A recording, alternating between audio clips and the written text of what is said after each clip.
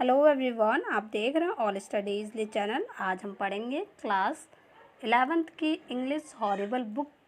जो इसमें आज की पोएम है द लॉबर्नम टॉप का हिंदी एक्सप्लेनेशन करेंगे।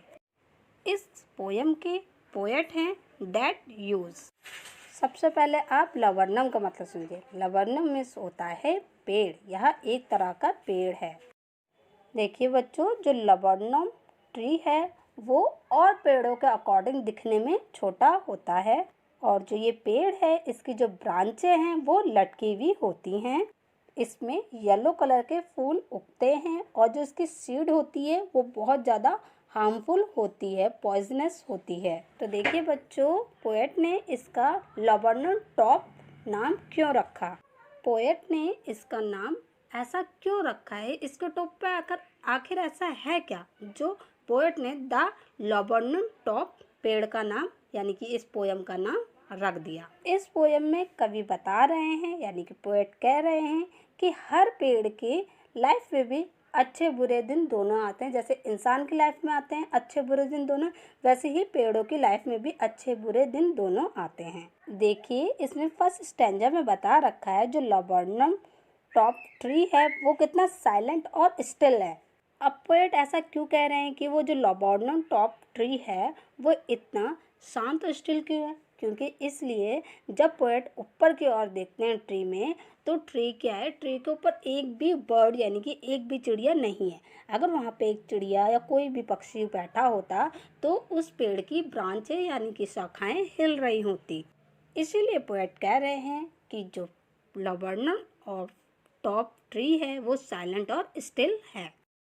अब वो आगे बता रहे हैं जब वो उस पेड़ को यानी उस ट्री को देख रहे हैं तो वो दोपहर का समय है यानी कि आफ्टरनून का समय है, और सितंबर का महीना चल रहा है, और जो पेड़ की लीव्स है वो येलो कलर में बदल रही हैं, और जो उस पेड़ की सीड्स हैं यानी कि बीज हैं वो ज़मीन पर गिर रही हैं। सेकंड स्टैंजा में पोएट बताते हैं कि वहाँ पर एक गोल्डफिश नाम की बर्ड है, वो वहाँ उस पेड़ के टॉप पर आकर बैठ जाती है, और जो वो पेड़ था जो अभी तक शांत था वो एकदम ही थोड़ी ही देर में बदल जाता है।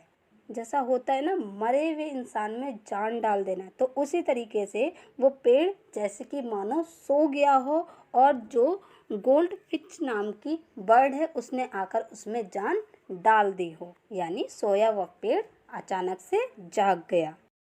आगे स्टैंजा में पोएट बता रहे हैं कि जो गोल्ड फिश नाम की जो बर्ड है वो एक चिरपिंग बर्ड है, यानी कि नॉर्मली जो चिड़िया आवाज़ निकालती हैं ची ची, तो उसी तरीके की वो बर्ड आवाज़ निकाल रही है।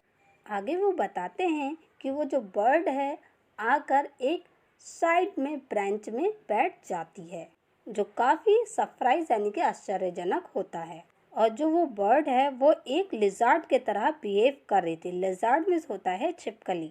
वह एकदम चौकन्नी थी। देखा होगा ना आपको, छिपकली और गिरगिट एकदम चौकन्ने रहते हैं, तो उसी तरीके से वो बर्ड एकदम चौकन्नी थी। उसके बाद पोएट बताते हैं कि वो बर्ड उठती है और धीरे धीरे थिकनेस के अंदर जाती है। थिकनेस का मतलब है वह पेड़ के अंदर जाने लगती है। कहने का मीन्स ये है वह ब्रांच के एंड से पेड़ के अंदर की ओर जाने लगती है। फिर पोएट बता रहे हैं कि जैसे ही वह पेड़ की थिकनेस के अंदर जाती है और मशीन स्टार्ट हो जाती है। मशीन स्टार्ट होने का मतलब है कि उस पेड़ में थोड़ी मूवमेंट्स यानी कि थोड़ी हलचल होने लगती है। अब देखिए यहाँ पे मशीन स्टार्ट होने का मीन्स है कि जब वो जो बर्ड है वो चिड़िया है, जब वो पेड़ के अंदर गई होगी तो हो सकता है वहाँ उसके छोटे छोटे बच्चे हों, तो वो बच्चे अपनी माँ को देख के एक्साइटेड हो गए हों, चिल्लाने लग गए हों। तो जैसा लग रहा है कि पेड़ के अंदर तो वैसे ही जान आ गई है, तो पेड़ में क्या होने लग गया, मूवमेंट्स होने लग गए, उसके लीव्स हिलने लग गई हैं, ब्रांचेस हिलने लग गई हैं। लीव्स मीन्स होता है पत्तियाँ। सिंपल सा आप समझ लीजिए कि उस शांत पेड़ पर एक गोल्डफिश नाम की बर्ड आई और उसके टॉप पर बैठ गई, और फिर वहाँ से वो धीरे धीरे उस पेड़ के अंदर चली गई, और पेड़ के अंदर जाते ही उसके अंदर उस चिड़िया के बच्चे होंगे जो उसका वेट कर रहे होंगे। जब उसने अपनी माँ को देखा बच्चों ने, तो वह तेज तेज चिल्लाने लग गए।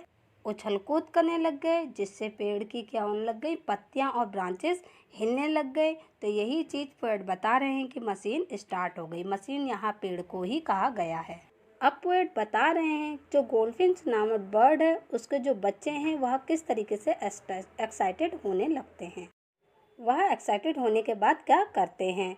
जो चिड़िया के बच्चे हैं वो एक्साइटेड होने के बाद बहुत तेज तेज चिल्लाने लगते हैं, यह पोएट बता रहे हैं। और जो अपने छोटे छोटे पंख हैं उनको हिलाने लगते हैं जोर जोर से, और वो जो ट्री है वो पूरा शेक करने लगता है। देखिए स्टूडेंट, अगर मेरी वीडियो आपको समझ में आ रही है तो प्लीज़ चैनल को सब्सक्राइब भी कर लियो और बेल आइकन ज़रूर दबाएं कि आगे आपको आने वाले चैप्टर्स के नोटिफिकेशन मिलते रहें। आगे देखिए, पोएट ने अब उस पेड़ को एक इंजन से रिलेट किया है। सभी को पता है एक इंजन का काम क्या होता है, एक मशीन को स्टार्ट करना।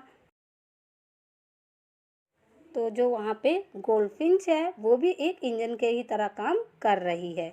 जैसे कि वहाँ जो गोल्डफिंच बर्ड है वो एक पेड़ पे बैठती है और फिर उस पेड़ के अंदर जाती है और वो पेड़ एकदम ही क्या है, शेक करने लगता है। अब पेड़ बता रहे हैं कि जो बर्ड है वो अपने बच्चों को खाना खिलाती है और फिर धीरे धीरे उसी ब्रांच पे, यानी एंड जो ब्रांच है पेड़ का, वहाँ पे आके बैठ जाती है। उसके बाद उसकी माँ उन बच्चों को अपना फेस बैरिस्ट दिखाती है। बैरिस्ट यानी कि वो अपने फेस पे, मतलब छोटे देखा होगा आपने बर्ड्स के फेस पे जो निशान होते हैं, धब्बे होते हैं, तो वो दिखा रही है कि बच्चों तुम देख लो मुझे कि आपकी माँ किस तरीके की दिखती है, ताकि कोई और बर्ड आए तो उन्हें देख के वो बच्चे चिल्लाए ना। इसीलिए वह अपना फेस बच्चों को दिखाती है कि पहचान लेना कि आपकी माँ कौन है। अब वो बर्ड क्या कहती है, ब्रांच के एंड पर बैठ जाती है, यानी कि पेड़ के एंड पर बैठ जाती है और वहाँ एक मिस्टीरियस आवाज़ निकालती है, यानी कि बहुत ही अजीब आवाज़ निकालती है। एकदम धीमी आवाज़ में, एकदम विस्पर करते हुए। वो उस गोल्डफिंच की बच्चों के लिए था कि अब वो लोग शांत हो जाएं। उस बर्ड का कहने का मतलब था कि अब तुम लोग शांत हो जाओ, उसकी मम्मा जल्द ही वापस आ जाएगी और उनके लिए कुछ खाना लेकर ही बहुत जल्द लौटेगी। वो उन बच्चों को इंडिकेट करते हैं कि शोर मत मचाना, चिल्लाना मत, तुम्हारी मम्मा जल्दी ही वापस आएगी आपके लिए खाना लेकर। और फिर वहाँ इन्फिनिटी की ओर उड़ जाती है। इन्फिनिटी यानी कि आसमान की ओर उड़ जाती है। अब वो पोएट बताते हैं कि द लबर्नर ऑफ ट्री है वो फिर से पहले की तरह शांत हो गया है, जैसा कि वह पहले था। पूरा का पूरा एम्प्टी हो चुका है, यानी कि पूरा का पूरा शांत हो चुका है। तो यह था आपका द लेबनन ऑफ ट्री का हिंदी एक्सप्लेनेशन।